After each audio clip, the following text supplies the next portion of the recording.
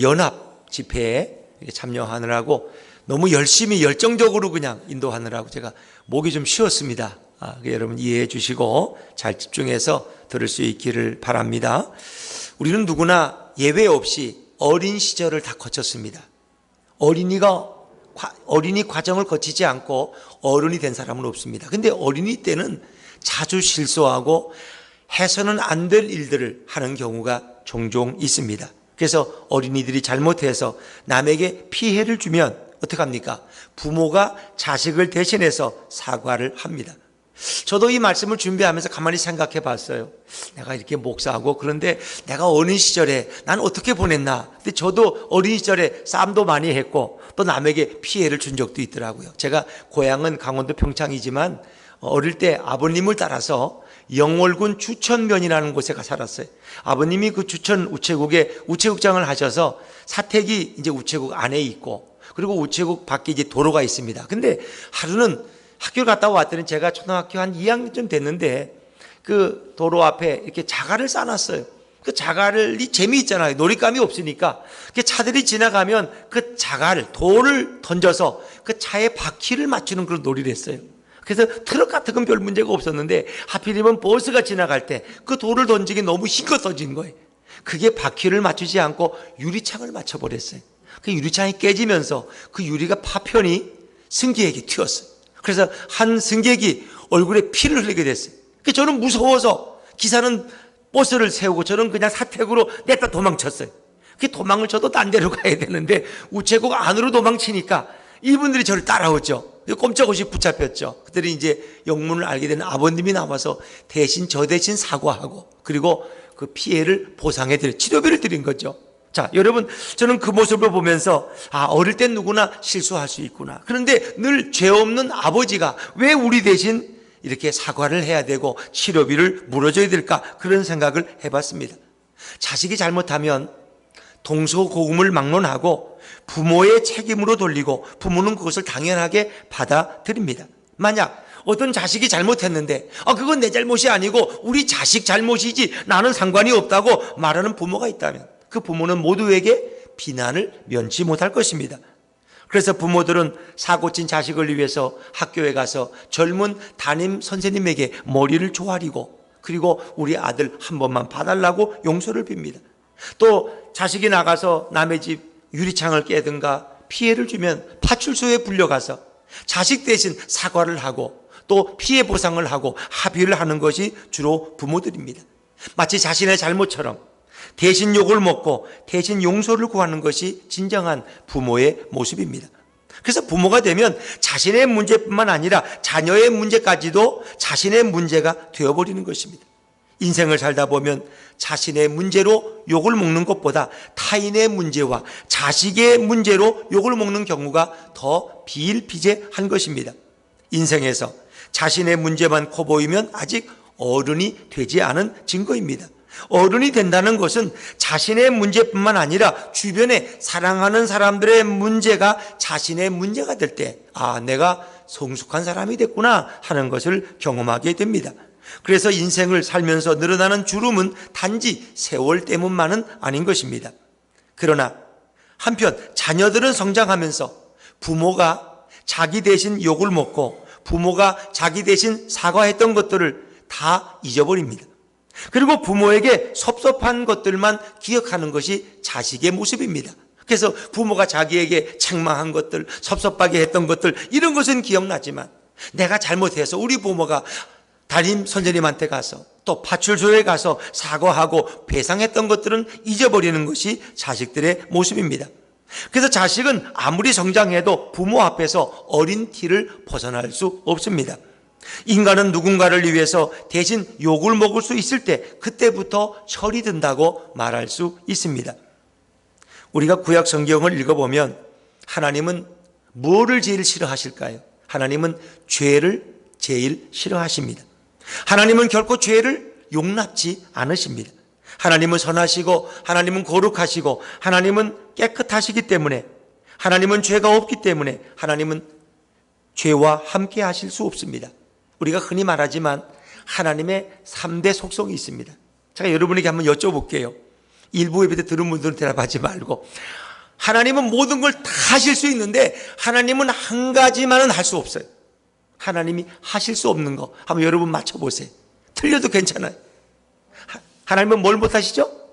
거짓말을 못해요. 정말 훌륭한 대답입니다. 네, 좋습니다. 하나님은 거짓말은 죽었다 깨도 못하는 것입니다. 이게 하나님의 속성입니다. 또 두 번째로 하나님은 말을 바꾸지 않습니다. 우리가 조삼모사 그렇게 말하죠. 아침에 이렇게 저녁에 이렇게 말하고, 하나님은 말을 변개하지 않습니다. 하나님이 한번 말씀하신 것은 손해볼지라도 반드시 지키시는 분이 하나님이십니다. 그리고 하나님은 선하십니다. 악하지 않으시다. 이것이 하나님의 3대 속성입니다. 반면 하나님에 비하면 인간은 악합니다. 거짓말을 잘합니다. 시기와 살인을 서슴지 않습니다. 그래서 죄인인 인간은 하나님 앞에 가까이 나아갈 수가 없습니다. 하나님께서는 선지자들을 통해서 인간들에게 죄를 멀리하라, 죄를 짓지 말라고 부단히 반복해서 말씀했지만 인간들은 그 말을 제일 싫어해요. 마치 우리 부모들이 자녀들에게 너 거짓말 하지 말고, 친구하고 싸우지 말고, 빨간 불일 때 걷지 말고, 이렇게 아무리 말해도 그걸 잔소리처럼 듣고 싫어하는 거죠. 인간들도 마찬가지예요. 결국 예언자들의 하나님의 말씀의 대언을 싫어하는 것입니다. 그리고 선지자들을 욕하고 조롱하고 그들을 박해하고 오히려 쫓아내버리는 것이 구약에서 보는 인간들의 모습이었습니다. 구약은 죄인이 범죄하지 못하도록 박해하고 꾸짖으라고 오히려 말씀합니다. 죄인을 그냥 방치해버리면 죄인은 누군가를 괴롭히고 박해합니다. 그래서 죄인이 박해하지 못하도록, 범죄하지 못하도록 우리는 죄인들을 어떻게 합니까? 재판을 받게 하고 유치소에 또 구치소에 일시 동안 거기에 보호하도록 하는 것입니다.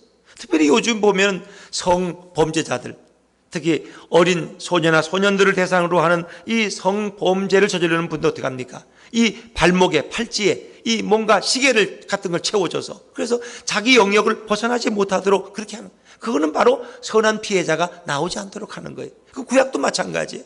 그래서 죄인들은 오히려 박해하고 그들을 꾸짖고 책망하라고 성경은 말씀합니다. 그런데 오늘 본문에서 죄인이 박해를 받는 것이 아니라 오히려 예수님과 의인이 박해를 받는 이야기가 오늘 본문에 소개되고 있습니다. 죄인을 박해하는 것은 매우 일반적이지만 의인을 박해하고 선지자를 박해하고 예수님을 박해하고 욕하는 것은 매우 특이합니다. 왜 예수님이 욕을 먹어야 되고 왜 예수님이 박해를 당해야 될까? 여러분, 누구도 의로운 자를 박해하고 의로운 자를 욕하는 일은 없습니다.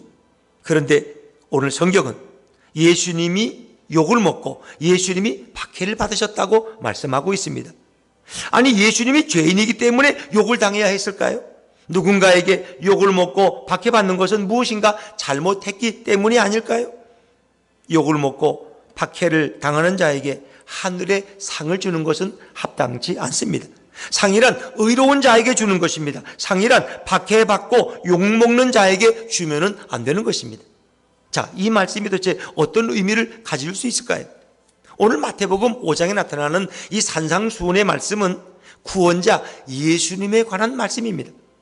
인간이 범죄함으로 타락했을 때 성경은 구원자에 대해서 자세히 기록하고 있습니다. 오늘 마태복음 5장을 읽을 때 인간이 홀로 자신들이 지켜야 될 무거운 계명으로 우리는 인식해 왔습니다. 여전히 오늘날도 수많은 기독교인들이 유대교 랍비들처럼 이 본문을 이렇게 착각하고 있습니다. 오늘 본문은 누구에 대한 구절이라고요? 예수님에 관한 구절입니다. 이 본문에서 만약 예수님을 제외하고 지키려 한다면 매우 감당할 수 없는 고통스러운 본문이 됩니다. 우리 11절 말씀을 다시 한번 읽어볼까요? 자, 11절입니다. 시작. 나로 말미암아 너희를 욕하고 박해하고 모든 악한 말을 할 때에는 너희에게 복이 있나니. 아멘. 이 말씀은 예수님 때문에 욕을 먹고 박해를 받으라는 말씀입니다. 이런 성경 구절은 인간이라면 능히 감당할 수 없습니다. 우리가 예수님 대신 욕을 먹고 예수님 대신 모든 박해를 감당할 수 있나요? 우리 인간에게는 그런 힘이 없다는 것입니다. 물론 죄인은 당연히 박해를 받고 저주를 받습니다. 그러나 예수님께서 죄인들을 위해서 대신 죄를 담당하셨기 때문에 예수님은 죄인처럼 저주를 받으셨습니다. 예수님은 사람에게도 욕을 당하지만 죄인의 모든 죄를 담당하셨기 때문에 죄인이 하나님으로부터 받아야 될 모든 박해와 욕을 홀로 다 받으셨습니다. 예수님은 죄인들을 살리고자 죄인들의 모든 더러운 죄를 대신 짊어지시고 십자가에서 죽으십니다. 그래서 오늘 이 말씀은 우리가 예수님을 대신해서 박해를 받고 욕을 먹어야 오히려 복이 있고 하늘에 상이 있다는 말씀으로 읽기 전에 예수님이 우리 대신, 우리가 받아야 될 욕을 예수님이 대신 담당하시고 예수님이 대신 고난을 당하심으로 우리에게 참 구원과 생명을 주신 말씀으로 읽는 것이 더 옳은 의미라고 하는 것입니다. 그래서 하나님은 죄인 대신 예수님을 십자가에서 죽이십니다. 예수님은 모든 죄인들을 위해 십자가에 죽으심으로 대신 욕을 먹고 대신 죽임을 당하지만 죄인들을 살려주셨다는 것입니다. 예수님은 이런 욕을 당하셨습니다. 예수님은 비록 욕을 당하지만 죄인이 아니라 죄인을 살려주시는 참 좋은 분이기 때문에 하늘나라에서 예수님의 사역은 가장 빛나는 상이 될 것입니다. 자, 그러면 여러분, 예수님은 어떤 분이라고 생각하십니까? 예수님은 인간을 대신해서 인간의 모든 죄를 다 짊어지고 죄인에게 쏟아져야 될 모든 욕과 박해를 대신 받을 수 있는 자격이 있는 유일한 분입니다. 여러분, 아무나 인간의 죄를 대신 담당할 수 없습니다. 오직 예수님만이 인간의 죄를 대신 담당할 자격이 있는 것입니다. 예수님은 비록 인간으로 이 땅에 오셨지만 그 본체가 하나님과 동등한 줄로 믿으시기 바랍니다. 그러기에 예수님은 인간의 모든 죄를 다 짊어지고 인간을 위해서 대신 죽을 수 있고 인간을 위해서 하나님의 진노를 대신 다 받을 수 있는 분은 예수님 외에는 없다는 것입니다. 인간은 죄인이기 때문에 우리는 그 죄로 인하여 하나님께 심판을 받고 하나님의 정죄로 죽어야 될 존재가 바로 인간입니다. 인간은 영원히 지옥에 들어가고 죄에 대한 값을 치러야 되는 존재가 바로 우리 인간입니다. 그러나 예수님은 인간의 모습으로 내려오신 전능하신 하나님이십니다. 예수님은 인간을 위해서 대신 욕을 먹고 대신 박해를 받아서 인간의 모든 죄를 다 없애줄 수 있는 분이 바로 예수님입니다. 하나님 나라에서 가장 중요한 법칙은 누군가 죄를 지으면 그 죄가 전가된다는 것입니다. 또 누군가 의를 행해도 그 의가 전가되는 것입니다. 그래서 구약에서는 우리가 아사셀 양, 희생양이라는 말이 있어요. 어떤 사람이 죄를 지면 제사장이 그 사람의 죄를 어린 양의 머리에 안수하고 그 양을 들로 내보냅니다. 그게 희생양, 아셀양이에요. 인간의 죄가 죄 없는 양에게 전가돼서 인간이 용서함을 받는다는 그런 의미입니다. 무죄한 예수님께서 우리 대신 죄를 담당하시고 대신 욕을 먹으면 인간의 모든 죄는 순식간에 다 없어질 줄로 믿습니다. 이것은 오직 완전하고 깨끗하고 죄가 없고 의로운 예수님만이 하실 수 있는 일입니다. 왜냐하면 예수님은 그 거룩함과 깨끗함이 하나님과 같기 때문입니다. 그래서 예수님의 의가 다시 죄인에게 전달되어 어떤 죄인도 예수님으로 말미암아 다시 깨끗한 인간이 될 수 있습니다. 이런 역할은 어떤 죄 있는 인간은 할 수 없습니다. 오직 하나님과 거룩함이 동일한 구원자 예수님만이 죄인을 위해서 하실 수 있습니다. 사랑하는 여러분, 이 땅에 오신 예수님은 죄인들의 모든 죄를 대신 담당하시고자 죄인들에게 다가가셨습니다. 근데 유대 당시에 종교 지도자들은 이런 예수님을 보면서 이렇게 조롱했습니다. 저가 아마 죄인이기 때문에 죄인들을 좋아하는가 보다. 저가 죄인이니까 죄인들 가까이 가는 거야. 그러면서 그들은 예수님을 심하게 욕했습니다. 그들은 전혀 예수님에 대해서 알지를 못했습니다. 예수님을 욕하는 것이 잘하는 짓이라고 생각했습니다. 우리가 예수님을 욕하면 하나님으로부터 칭찬을 받을 것이라고 생각했어요. 이것이 회심 전의 사울의 모습이었습니다. 사울은 예수 믿는 자들을 핍박하고 죽이고 감옥에 가두면 하나님의 상이 크리라고 사울은 착각했어요. 그렇기 때문에 그는 다메섹으로 가는 길에 오히려 주님의 음성을 만나고 주님을 만나서 회심을 경험하게 됩니다. 죄인을 가까이 하는 예수님을 욕하면 하나님께 큰 상급을 받는다고 그들은 착각했습니다. 그래서 본인들은 죄인들을 욕하는 그런 입장에 서 있기 때문에 자신들의 깨끗함, 무지함을 오히려 입증하는 그런 자리로 삼았습니다. 예수님을 욕함으로 자신들은 죄를 멀리한다는 걸 사람들에게 보여주기를 원했습니다. 예수님은 날마다 백성들에게 칭송받지도 못했고 죄인들을 불쌍히 여기고 죄인들의 죄를 용서해 주면서 날마다 욕을 먹어야만 했습니다. 예수님이 창기에게 가까이 가면 예수님이 여인을 좋아해서 간음을 행하려 간다고 예수님을 욕했습니다. 여러분, 이 세상에 많은 지도자들 중에서 예수님처럼 많은 오해와 욕을 먹고 비방을 당한 분은 결코 없을 것입니다. 그러면 예수님은 왜 하나님이면서도 인간의 모습으로 이 땅에 오셔야만 했을까요? 예수님 도대체 이 땅에 무엇하러 오셨을까요? 왜 이 땅에 오셔서 그런 십자가의 고난을 당하셔야만 했을까요? 예수님이 이 땅에 오신 것은 죄인들의 모든 죄를 다 짊어지고 대신 하나님에게 모든 죄를 지은 인간처럼 하나님 앞에서 저주를 받아 인간을 대신해서 죽기 위함입니다. 우리가 받아야 될 저주를 예수님이 대신 받고, 우리가 저희들 죄악의 짐을 예수님이 대신 져주기 위해서 이 땅에 오신 분이 바로 예수님이십니다. 예수님은 인간을 살리고자 인간의 모든 죄를 다 짊어지고 대신 죽기 위해서 이 땅에 오셨습니다. 그것이 성경이 말씀하는 유일한 진리입니다.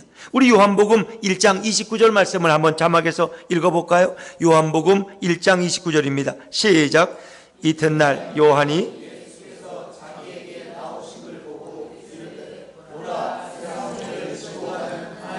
어린 양이로다. 아멘. 오늘 세례 요한의 고백이 무엇입니까? 보라, 세상 죄를 지고 가는 하나님의 어린 양이로다. 그분은 바로 인간의 모든 죄를, 세상의 모든 짐을 양 어깨에 지고 해결하기 위해서 오셨다는 것입니다. 더더욱 그분은 하나님의 어린 양으로 오셨습니다.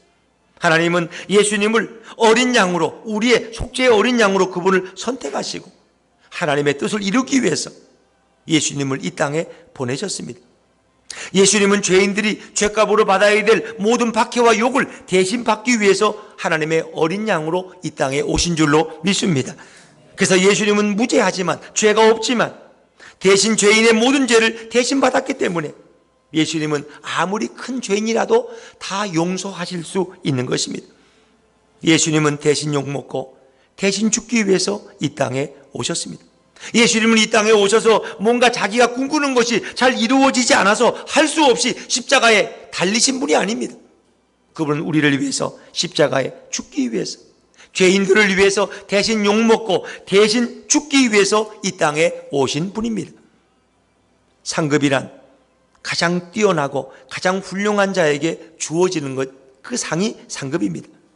사람들은 큰 상을 받을 때 대개 항상 자신을 낳아주고 길러준 부모를 언급합니다. 그래서 어떤 배우들도 자기가 어떤 올해 영화인상을 받을 때 나를 길러주신 부모님께 먼저 감사를 드립니다, 이런 그 상을 부모에게 먼저 돌리는 거예요. 부모는 자식들에게 상 받을 자격이 충분하기 때문입니다. 제가 임실에서 집회를 마치고 이제 목요일 아침에 제가 이 동탄으로 돌아오게 됐습니다. 그래서 졸음이 올까봐 이 라디오를 좀 맞춰 틀었어요. 그랬더니 마침 아마 전북 방송인 것 같은데 한 72세의 남성분이 나와서 그 편지를 소개한 내용이 거기 나오더라고요. 자기는 너무 가난하게 성장했습니다. 학교를 제대로 다니지 못한 분이에요. 자기가 6살 때 아버지가 세상을 떠나셨대요. 아버지 장례가 가는데 자기는 6살 때 그 상주 옷을 입고 지팡이를 짚고 가는데 자기 지팡이로 뭣도 모르고 메뚜기를 잡았대요. 그걸 보고 동네 어르신들이 다 울더라는 거예요. 저 애 6살짜리 남겨놓고 이렇게 가면 어떡하나? 그런 거죠. 자기가 그렇게 철이 없었다는 거예요. 제대로 학교 못 가고 그렇게 어렵게 자랐어요. 그런 고등학교를 못 가고 직업훈련소에 가서 대신 직업훈련을 받았어요. 그리고 공장에 취업을 했어요. 그래서 한 25년 동안 직장 생활을 했어요. 열심히 기계공으로. 그리고 또 60이 넘어 은퇴하고는 또 협력업체 가서 또 한 12년을 일했어요. 그리고 72세 이제 정식으로 은퇴를 했다는 거예요. 그래서 자기가 돌아보니까 참 너무 이 마음에 아픈 것이, 3남매가 잘 커서 이렇게 반듯하게 가정을 이뤘지만은 내가 그 아이들을 데리고 놀이공원 한번 못 간 게 늘 마음에 걸린다는 거예요. 왜? 내가 너무 바빴어. 옛날에는 주말에도 주일날에도 출근할 때가 너무나 많았잖아요. 지금처럼 이렇게 주말을 쉬는 일은 근래 일이지 예전에는 다 출근했어요. 그러니까 이것이 늘 마음에 아프더라고요. 근데 지난 설 때 3남매 가족이 다 모였는데 그들이 감사패를 가지고 왔어요. 아버지가 이렇게 은퇴하셨으니까 우리가 아버님에게 너무 감사해서 감사패를 드립니다. 그 손주가 그 감사패를 읽어요. 그러면서 아버지는 정말 우리의 모범이 되시고 우리의 모델이 되십니다. 이렇게 성실하고 이렇게 정말 사랑으로 우리를 돌보주시고 이렇게 진실하게 일생을 살아오신 아버지는 우리의 귀감이 됩니다. 그러면서 아버지의 사랑과 수고에 우리는 정말 축하를 드립니다. 그리고 마지막에 사랑과 존경의 마음을 담아 감사패를 드립니다. 자녀 일동 이렇게 썼던, 그래서 편지에 읽어주는 거예요. 저는 그걸 들으면서 너무너무 마음에 참 뿌듯함과 감동이 밀려오더라고요. 자녀들에게 감사패를 받을 수 있는 부모라면 참 얼마나 훌륭한 삶을 살았던가 하는 것입니다. 우리 아들들은 왜 아직 감사패를 안 주는지 모르겠어요. 제가 아마 은퇴하고 주려고 이제 생각하겠죠. 아직 은퇴를 안 했으니까. 여러분, 부모 중에 잘난 자식은 잘났기 때문에 자랑하는 것, 그럴 수 있습니다. 그런데 부모 중에 못난 자식, 사고뭉치를 위해서 대신 욕을 먹으면서도 자식을 아끼고 사랑하는 것은 부모라고 할지라도 그 공로가 다른 것입니다. 공부 잘하는 아들, 칭찬받는 아들 자랑하는 것 누구나 할 수 있어요. 그러나 사고뭉치 아들, 공부 못하는 아들 때문에 욕먹고 비난받고 그런 부모, 그러면서 자식을 사랑하는 그 부모의 공로는 다른 것과 비교할 수 없다는 것입니다. 못난 자식 때문에 모든 박해와 욕을 당하면서도 그 자식을 끝까지 포기하지 않고 사랑으로 키웠다면 그런 부모는 가장 훌륭한 부모가 아니겠습니까? 마찬가지입니다. 그 부모가 그 사고뭉치 자식을 포기하지 않은 것처럼 우리가 이런 죄인일 때 예수님은 우리를 포기하지 않으셨습니다. 예수님은 의인을 위해서 욕먹고 박해받은 것이 아니라 우리 같은 죄인을 위해서 대신 욕먹고 대신 박해받고 대신 죽으신 것입니다. 그렇기 때문에 하늘에서 가장 큰 상은 예수님이 받아야 할 줄로 믿습니다. 하나님은 이런 예수님에 대해서 분명히 말씀하십니다. 자, 우리 빌립보서 2장 6절부터 10절 말씀까지 자막에서 한번 읽어보십니다. 시작. 그는 근본 하나님의 본체시나 하나님과 동등됨을 취할 것으로 여기지 아니하시고 오히려 자기를 비워 종의 형체를 가지사 사람들과 같이 되셨고 사람의 모양으로 나타나사 자기를 낮추시고 곧 십자가에서 죽으심이라. 이러므로 하나님이 그를 지극히 높여 모든 이름 위에 뛰어난 이름을 주사 하늘에 있는 자들과 땅에 있는 자들과 땅 아래에 있는 자들로 모든 무릎을 예수의 이름에 꿇게 하시고. 아멘. 여러분, 예수님은 하나님과 동행하지만 죄인을 살리기 위해서 자기를 낮추셨습니다. 인간의 천한 몸을 입고 종의 모습을 가지고 이 땅에 오셨습니다. 그래서 죄인의 모든 죄를 그 몸에 다 짊어지시고 죽음에 이르신 분이 바로 우리 예수님이십니다. 그래서 하나님은 그 예수님을 지극히 높여서 죽은 자 가운데 3일 만에 그를 일으키셔서 모든 자들이 예수님 앞에 무릎을 꿇게 하셨습니다. 예수님은 하늘에서 가장 큰 상을 받을 자격이 있기 때문입니다. 타락하고 죽어가는 인간들을 살리기 위해서 이 땅에 오신 예수님보다 더 큰 상을 받을 분은 없는 것입니다. 타락한 인간이 아무리 큰 일을 잘했다고 해도 예수님보다 더 잘할 수는 없습니다. 예수님은 인류를 구원한 가장 큰 분이고 가장 큰 상을 하늘에서 받아야 마땅한 분입니다. 하늘의 상은 당연히 예수님께 돌려야 할 줄로 믿습니다. 이 땅의 상은 타락한 인간들이 서로를 위로하고 격려하기 위해서 주지만 진정한 상은 죄인을 위해서 대신 욕을 먹고 대신 죽으신 예수님께만 돌려야 할 줄로 믿습니다. 하나님께서 인간을 처음 창조했을 때 인간들은 정말 행복했습니다. 인간들은 하나님이 우리를 위해 준비하신 에덴 동산에서 정말 하루하루 행복하고 아름다운 삶을 살아갈 수 있었습니다. 그런데 불행하게도 인간은 하나님의 명령을 어기고 선악과를 먹고 타락함으로써 결국 그 에덴 동산에서 추방당하는 존재가 되었습니다. 인간은 타락으로 해서 계속 죄를 짓습니다. 서로 욕하고 박해하는 짐승 같은 존재가 되었습니다. 결국 인간이 갈 곳은 지옥밖에 없어요. 결국 인간은 천국으로 갈 수도 없는 지옥에 떨어지는 그런 비참한 존재가 되었습니다. 모든 타락한 인간이 죽어서 지옥에 들어가야 될 운명이 되었을 때 하나님은 너무나 인간들을 불쌍히 여기십니다. 하나님이 기대를 가지고 아름답게 창조해 놓은 인간이 지옥 갈 운명이 되었으니 하나님의 마음이 얼마나 아픕니까? 하나님께서는 이미 우리를 위해서 예수님을 준비해 놓으신 것입니다. 그래서 우리 대신 이 죄인들을 위해서 대신 욕먹고 대신 박해를 받고 대신 죽으실 예수님을 이 땅에 보내십니다. 그리고 그분이 우리 대신 그 고난의 길을 걸어가게 된 것입니다. 타락한 인간이 스스로 회개하고 돌이켜서 구원을 받은 것이 아닙니다. 타락한 인간이 아무것도 할 수 없을 정도로 무능한 존재가 되었을 때 은혜롭고 자비하신 하나님은 예수님을 예비하셔서 타락한 인간을 위해 대신 욕먹고 대신 죽도록 역사해 주셨습니다. 그리고 모든 죄인을 다 용서해 주시고 에덴 동산보다 더 좋은 천국을 우리를 위해서 준비해 놓으신 줄로 믿습니다. 하나님의 자비와 긍휼이 아니었다면 인간은 단 한 명도 천국에 들어갈 수 없습니다.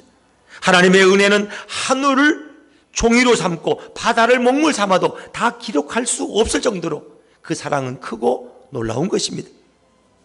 제 아들은 예수님을 위해서 대신 욕먹고 대신 우리가 박해를 받아야 된다고 생각했어요. 왜? 그 당시의 생각은 제자는 당연히 스승 대신에 욕을 먹고 스승이 죽어야 될 자리에 제자가 대신 죽어야 된다고 사람들은 생각했습니다.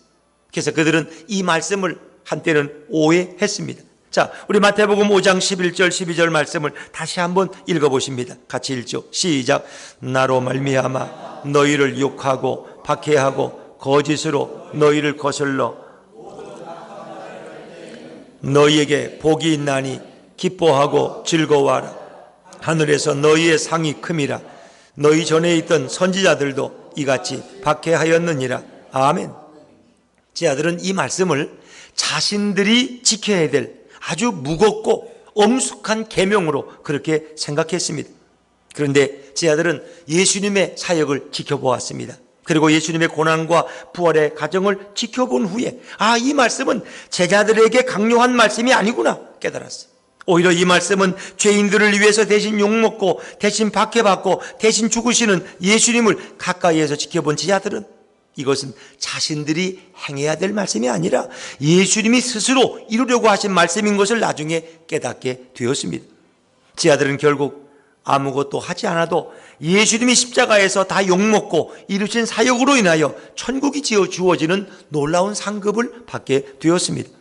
아무것도 하지 않고 천국을 누리게 된다는 것은 깨닫고 정말 너무나 큰 은혜가 그들에게 몰려왔습니다. 제 아들은 예수님이 십자가를 짊어져야 할 때에 예수님을 배신하고 다 떠난 자신들을 예수님은 용서해 주실 뿐만 아니라 그들을 천국으로 데리고 가려고 큰 상을 주실 때에 제 아들은 자신들이 아무것도 아니고 오직 예수님만이 구원의 시작이고 오직 예수님만이 구원의 완성이라는 이 진리를 깨닫게 된 것입니다. 제 아들은 죄를 짓고 실수하고 실패했지만 오히려 예수님의 보혈로 천국의 상을 주시는 예수님으로 인하여 춤을 추며 기뻐하며 감사하게 되었습니다. 세상의 부모는 자식을 위해서 대신 죽을 수 있는 그런 분입니다. 여러분, 부부는 이혼해서는 안 되지만 부부가 불가피하게 이혼하면 어떻게 됩니까? 남이 됩니다. 그냥 부부라는 건 성이 달라요. 그냥 남이 돼버리는 것입니다. 부모는 자식을 위해서 대신 욕먹고 그러나 죽을 수 있죠. 여러분, 정말 부모 자식은 이혼도 안 되지만 헤어질 수도 없어요. 왜? 우리는 한 피가 있고 또 부모와 자식은 결국은 함께 살아야 될 존재라는 것입니다. 부모는 자식을 위해서 대신 욕먹고 죽을 수 있습니다. 그렇다고 부모가 자식의 모든 죄를 다 용서해 줄 수는 없습니다. 바로 이것이 인간의 부모와 예수님의 현격한 차이입니다. 자식을 위해서 자신의 신장을 떼어줄 수 있는 부모일지라도 자식의 죄를 대신 해결할 능력은 없다는 것입니다. 물론 부모에게 잘못한 것은 내가 널 다 용서한다 할 수 있지만 그 자식이 일생 동안 지은 모든 죄를 용서할 수 있는 능력을 가진 부모는 아무도 없습니다. 그러나 예수님은 타락한 인간을 위해서 대신 욕먹고 대신 박해받고 대신 죽고 대신 모든 죄를 십자가에서 다 짊어지고 죽으셨습니다. 예수님은 하나님의 모든 진노를 우리 대신 다 받으시고 죄인을 영원한 천국으로 인도하신 분이 우리 예수님인 줄로 믿습니다. 이것은 인간의 부모가 아무리 자식을 사랑해도 해줄 수 없는 특별한 영역입니다. 이것은 오직 예수님만이 하실 수 있는 영역입니다. 누구든지 예수님을 믿으면 예수님께서 죄인의 모든 죄를 다 담당하시고 어떤 극악한 죄인도 살려줄 수 있는 줄로 믿습니다. 이 세상 사는 동안 인간은 반드시 선택해야 됩니다.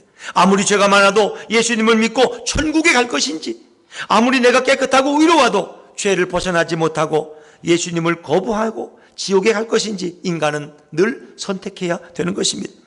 여러분, 성도는 죄가 있는 자일까요? 죄가 없는 자일까요? 네? 죄가 있는 자입니다. 물론 우리는 그래서 거룩한 죄인, 또 용서받은 죄인이라고 이렇게 우리를 표현합니다. 참 이것은 불가분리의 관계입니다. 성도는 죄가 없는 자가 아니라 성도는 욕먹을 짓을 너무나 많이 하고 세상 사람들과 별로 다르지 않은 그런 모습을 우리는 보게 됩니다. 여기 며느리도 있고 시어머니도 있습니다. 또 우리 며느리도 옆에 있지만 여러분, 이 며느리들이 시부모한테 할 때 어떻습니까? 아무리 잘 한다고 해도 자기 마음에 부담이 될 때가 있습니다. 시부모들은 아무리 며느리를 딸처럼 똑같이 대한다고 해도 그것도 참 어려울 때가 많이 있습니다. 물론 우리 며느리는 너무 잘하지만 그러나 인간은 보통적으로 보편적으로 그렇다는 것입니다. 성도는 완벽한 자가 아니라 죄 많은 자이기 때문입니다. 성도는 완벽하지 않습니다. 우리가 예수 믿고 성도가 됐지만 우리에게 늘 부족함이 있습니다. 성도가 큰 상급을 받고 성도가 천국에 들어가는 것은 성도가 세상에서 욕먹지 않을 만큼 완벽해서나 깨끗해서가 아닙니다. 오직 성도를 위해서 예수님이 우리 대신 욕을 먹고 우리 대신 죄값으로 모든 박해를 다 받았기 때문입니다. 그래서 성도는 죄인이지만 예수님 때문에 모든 죄를 다 탕감받은 자입니다. 그리고 영원한 천국으로 들어가는 자가 바로 성도인 줄로 믿습니다. 천국은 성도에게 주어지는 가장 큰 상급이요 복입니다. 천국보다 더 큰 복은 없습니다. 여러분, 세상에서 우리는 뭔가 이렇게 물질과 명예와 건강과 이런 복을 원하지만은 사실은 천국보다 더 위대한 복은 없습니다. 천국보다 더 영원한 복은 없습니다. 한번 앞뒤 분들에게 한번 인사하세요. 천국보다 더 큰 복은 없습니다. 시작. 천국보다 더 큰 복은 없습니다. 그렇습니다. 천국이 최고의 복인 것입니다. 성도가 천국에 들어가려면 천국에 이르는 큰 상급을 받아야 되는데 바로 그 상급이 예수님 자신입니다. 예수님께서 성도의 모든 죄를 다 짊어지고 성도 대신 욕먹고 성도 대신 십자가에서 죽으셨기 때문에 이제 성도가 성격이 고결하고 인격이 모자라고 정말 성도가 성격이 고약하고 인격이 부족하고 죄성이 아직도 강해서 때로는 타인을 비판하기도 하고 타인을 잘 배려하지 못해도 또 가는 것보다 문제를 일으켜도 결국 예수님의 공로로 성도는 천국에 들어갈 줄로 믿습니다. 여러분, 성도라고 해서 우리가 예수님처럼 될 수는 없습니다. 예수님을 닮으려고 노력하지만 우리는 완벽하지를 못합니다. 그럼에도 불구하고 예수님의 공로 때문에 우리는 천국에 들어갈 수 있다는 것입니다. 예수님은 성도를 천국에 들어가게 하기 위해서 사람들에게 우리 대신 욕먹으셨습니다. 죄인을 싫어하신 하나님 앞에서 예수님은 대신 십자가에서 죽으셨습니다. 우리 에베소서 2장 3절로 6절 말씀을 한번 자막해서 읽어볼까요? 같이 읽죠. 시작. 전에는 우리도 다 그 가운데서 우리 육체의 욕심을 따라 지내며 다른 이들과 같이 본질상 진노의 자녀이었더니 긍휼이 풍성하신 하나님이 우리를 사랑하신 그 큰 사랑을 인하여 허물로 죽은 우리를 그리스도와 함께 살리셨고 너희는 은혜로 구원을 받은 것이라. 또 함께 일으키사 그리스도 예수 안에서 함께 하늘에 앉히시니. 아멘. 성도인 우리를 어떻게 그리스도와 함께 하늘에 앉히신다는 거예요. 우리가 가야 할 천국을 말씀하는 거예요. 근데 우리가 예수 믿기 전에 어떠세요? 우리는 본질상 진노의 자녀였어요. 우리는 진노받아 죽을 자들이었습니다. 그러나 그리스도의 은혜로 우리는 천국에 들어가는 귀한 성도가 되었습니다. 이것이 바로 예수님의 은혜라는 것입니다. 성도는 진노받아 마땅한 자이지만 예수님이 그 모든 죄인을 대신해서 하나님 앞에 대신 욕을 먹고 대신 죽어서 예수님은 죽고 성도는 살려준 것입니다. 그래서 성도는 덤으로 사는 자입니다. 성도는 덤으로 사는 인생이다. 성도는 아무 공로가 없습니다. 예수님 때문에 천국 갈 수 있는 자가 바로 성도입니다. 성도에게 가장 중요한 것은 천국이 아니라 천국에 갈 수 있게 해주신 예수님이 가장 소중한 줄로 믿습니다. 우리를 천국으로 인도하신 예수님만큼 귀한 존재는 없습니다. 예수님은 보배와 같은 분입니다. 성도의 권세는 예수님이고 성도의 영광은 예수님이고 성도의 상급은 오직 예수님입니다. 제가 물을 때 여러분 예수님이라고 하면 답해 보세요. 성도의 권세는, 성도의 영광은, 성도의 상급은 그렇습니다. 예수님 우리를 영원한 천국으로 인도하셨습니다. 우리 대신 그 죄값을 다 치르셨기 때문에 우리는 아무런 공로나 선한 것이 없지만 예수님의 공로로 천국에 가게 된 자가 바로 성도들이다. 교회에는 두 부류가 있습니다. 영적으로 성숙한 부류, 예수님을 닮아가는 영적으로 성숙한 분들이 있고 영적으로 어린아이와 같은 분들이 있습니다. 예수님을 닮아가는 자들은 예수님처럼 누구 대신 욕먹고 누구 대신 박해받는 자들입니다. 바로 이런 자들이 직분을 떠나서 영적으로 성숙한 자입니다. 여러분, 목사 중에서도, 제가 목사지만 목사 가운데서도 영적으로 어려 보이는 분들이 있어요. 왜? 남 대신 욕먹는 일은 죽어도 못하거든요. 대신 욕먹기는 고사하고 욕하기를 즐겨하고 누군가를 박해할 때 쾌감을 느끼는 자들은 교회 안에 있지만 아직 깊이 예수님을 알지 못하는 어리고 미숙한 성도와 같은 것입니다. 우리 예수품 교회는 대신 욕먹을 수 있고 대신 박해받을 수 있는 그런 성도가 많아지기를 바랍니다. 그런 사람이 예수님을 닮아가는 진정한 제자가 되고 영적으로 성숙한 자가 될 수 있습니다. 부모가 자식의 잘못 때문에 대신 사과할 수 있을 때 진정 성숙한 부모가 될 수 있습니다. 영적으로 성숙한 자는 자신의 잘못 때문에 하나님 앞에서 회개하는 자가 아니라 신앙이 어린 자의 잘못 때문에 예수님처럼 대신 용서를 구할 수 있는 자가 바로 영적으로 성숙하고 영적으로 어른이 된 자들입니다. 이제부터 우리는 예수님을 닮아야 됩니다. 예수님을 닮아갈 때에 돈으로도 할 수 없는 큰 기쁨과 만족을 얻을 수 있습니다. 예수님이 주시는 기쁨은 세상이 줄 수 없습니다. 이제 우리는 세상을 따라가는 자가 아니라 예수님을 따라가는 예수님의 제자가 되어야 할 줄로 믿습니다. 기도란 무엇입니까? 기도는 누구를 손봐달라고, 누구를 좀 정죄해달라고 강구하는 그런 기도는 하늘에 올라갈 수 없습니다. 기도는 대신 욕먹고 대신 박해받은 예수님을 깊이 알게 해달라고 기도하는 것입니다. 기도는 무당처럼 기도하면 안 됩니다. 하루의 먹거리와 하루에 필요한 것을 구하지 말라고 이미 예수님 말씀하셨어요. 기도는 무당처럼 나의 필요를 구하는 것이 아니라 예수님을 만나는 통로가 되어야 되는 것입니다. 이렇게 기도를 통해서 예수님을 깊이 만나게 되면 예수님이 이루어 놓으신 모든 용서와 모든 상급과 모든 은혜로 인하여 기도가 끝나면 자신의 영혼이 춤을 추며 기뻐하게 되는 것입니다. 무당들의 기도는 하루 벌어서 하루 먹고 사는 기도입니다. 그러나 예수님을 만난 자들은 이제 무엇을 먹을까, 무엇을 마실까, 무엇을 입을까 대한 무당 같은 기도는 하지 않습니다. 왜냐하면 천국을 예비하시고 우리 대신 욕까지 먹으시고 대신 죽으신 분이 우리를 위해서 무엇을 아끼시겠습니까? 그분이 우리를 위해서 무엇인들 해결해 주지 않으시겠습니까?